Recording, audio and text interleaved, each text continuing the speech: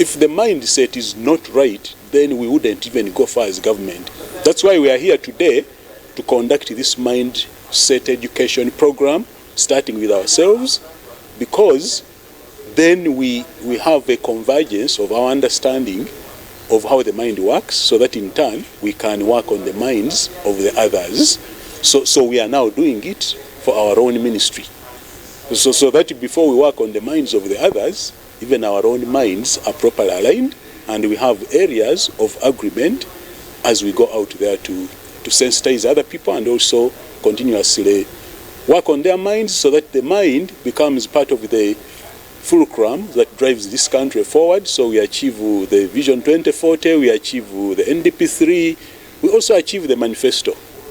There's nothing we do that doesn't start from the mind, if you think about it. If someone is going to steal, if someone is going to punch another one, if someone is going to go into weird sexual practices, it starts in the mind.